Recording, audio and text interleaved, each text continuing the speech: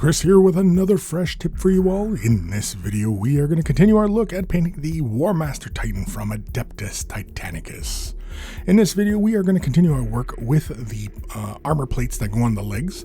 And as you can see, I have them all in sub-assemblies, gave them a prime of Standard Res White.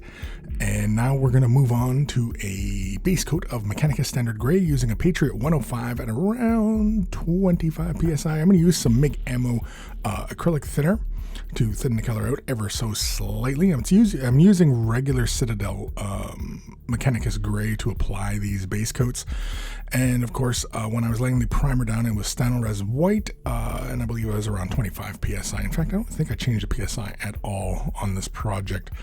I'll still tell you guys what it was PSI I was playing with, but I'm pretty sure I didn't play with the PSI at all. I just pretty much went for it on this as I was kind of getting a little bit tired of painting all of these little armor plates.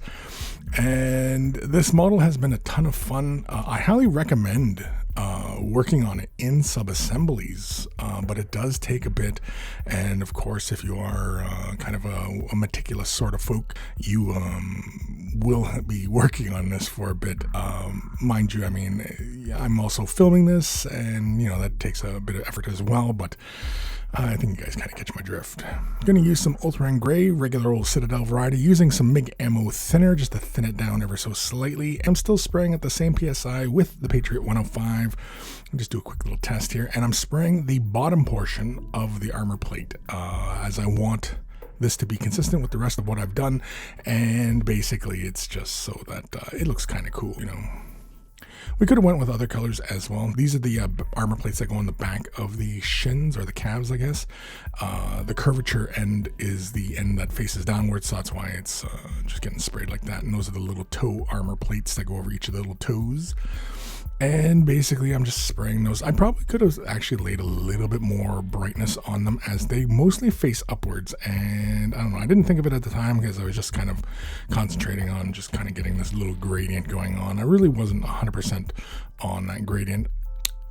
Titanium White is next from Golden High Flow. I'm going to use Golden's Airbrush Medium. It's really just a couple drops I throw in there. And I'm also using Anarchy Models HS16 Creature Stencil as well for this. Same stencil I used in the previous example. And we're just carrying on with that. This stencil I'm pretty much going to be using over the entirety of the model, or at least these armor plates, where I'm going to have this mottled effect on the armor plates. As it is nice and bendy, I am just simply trying to work so I can hold and spray it. I also feel the spray on my fingers so that at least I know where I'm spraying, because it is kind of hard to see through the stencil and the project underneath. So pretty much my fingers were the guide as far as where paint was going. If you don't get it in your first try, you're okay with spraying it again, just as long as you slowly build up to your effect. And I'm just quickly demonstrating that I'm doing this for every piece, and it goes by fairly quickly. You see here on some of the plates, I actually kind of do one side and then do the other side as well, and that's how I go about doing that. The curvature and everything like that, the stencils, even bending and making contact with the part, doesn't really wipe off any of the paint, although you should be mindful of that when you are working with it. Basilicum Gray from Citadel Contrast. I'm going to switch over to my Renegade Chrome. I think I'm still spraying it around 25 PSI. Again, I don't think I changed my PSI when I was playing around with this. And we're going to do the same thing what we had done in the previous example of the armor plates. I'm just going to lay a little bit of this on the higher up portion of the armor plates. And this is going to be on each of them. And then, of course, I spray some of the deeper color in through the center of the armor plate, just providing a bit of shadow in that area once this all gets assembled up and, looking pretty and everything like that. Again, it goes by fairly quickly. I don't really, concentrate too much on this stuff, as I again just wanting to work through this whole little process of getting this guy done.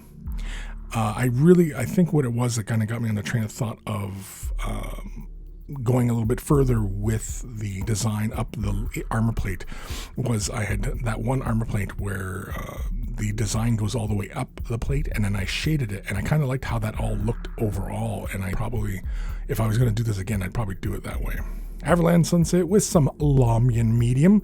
I'm going to slap a little bit onto the palette. and then we are basically going to get to just 1 drop, just thin it down. It's probably close to a 1-to-1, but not quite, just to thin it down. And basically we are just going to base coat the trim. Now, because I have it thinned out, this is just for control. Honestly, I probably could have added something like contrast medium or even fluid from Liquitex to help with the flow, just so that it kind of creeps into recesses and moves around details and all that fun stuff that we know and love. Basically making it kind of act like a contrast paint in that regard without using a contrast paint, because I really wouldn't use a contrast paint in this instance, as the transparency would show all the underneath stuff, and I don't really want that. I want a nice solid bold color because I want a lot of separation from the main body of the armor, so that's why I go with this really opaque color. I do really like Avalanche Sunset, as it does cover very well, and that's after 2 base coats, and I do that to the rest of the armor plates, and so then we'll move on from there. Here you can see the rest of the armor plates are all base coated up, ready to go. The next step is to use some Screaming Skull. We're going to slap a little bit of this onto the palette with a drop of Lamian Medium, just for thinning it out just ever so slightly. And I begin by laying this carefully down onto the rivets and doing the edging on the upper portions of the armor plate on the outside edge.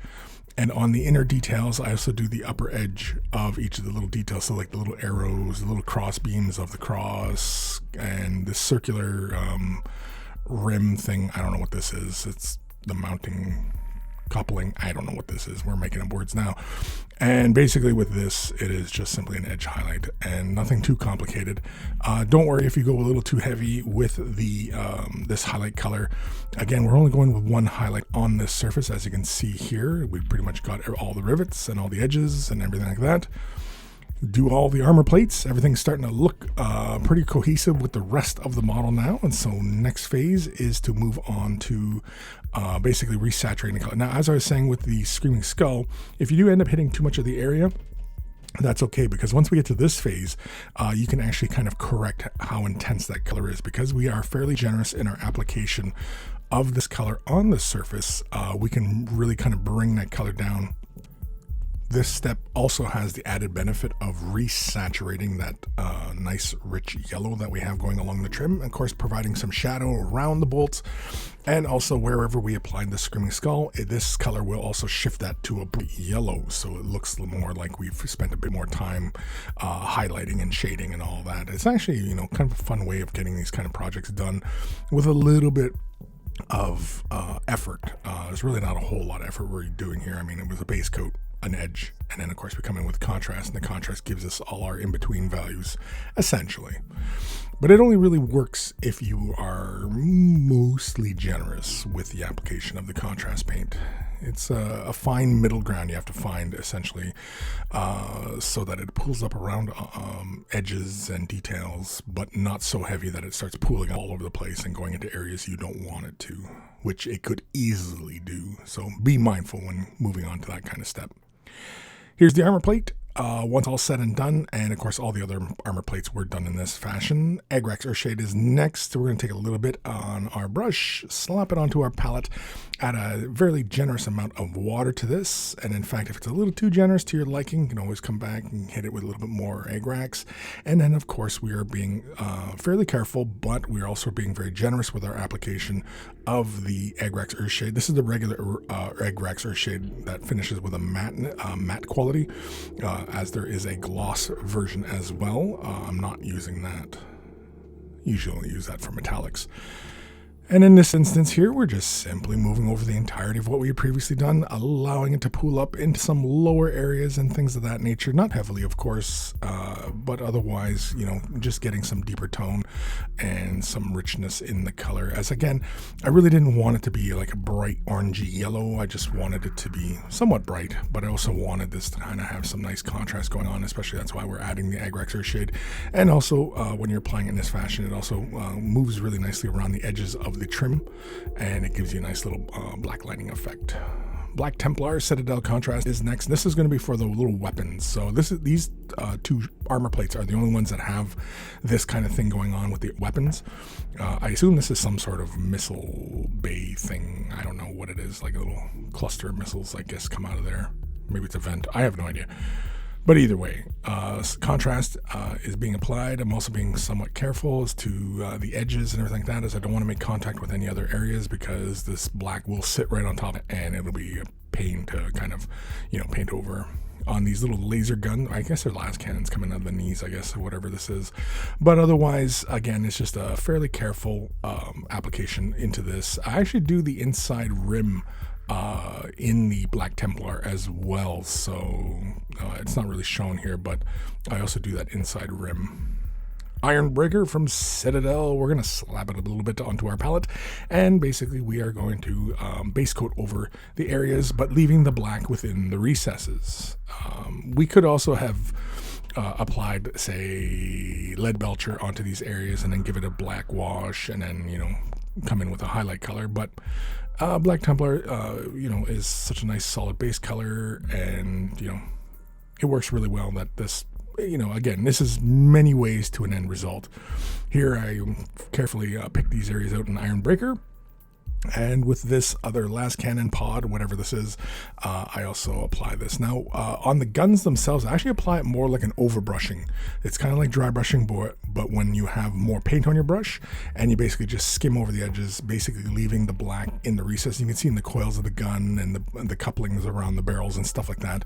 Those are all, you could achieve the same result by applying a black wash if you had base coated it with metal, whatever, right? Runefang Steel is next, and this is a quick little highlight on the upper portion of this little dome golf ball thing, whatever it is on his knee. Maybe it is a golf ball on his knee. I don't know what this detail is. It looks like missiles. I assume it's missiles.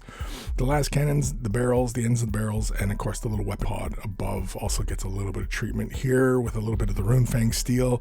And with that done, we could hit that with a shade wash and knock it down a bit if it's too bright for your liking, but here that is with all the parts glued into place.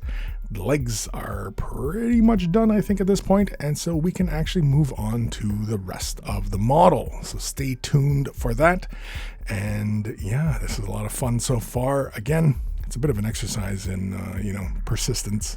Big thank you to my patrons. Without their support, these videos would not be possible. If you're considering Patreon support, click the link in the description below.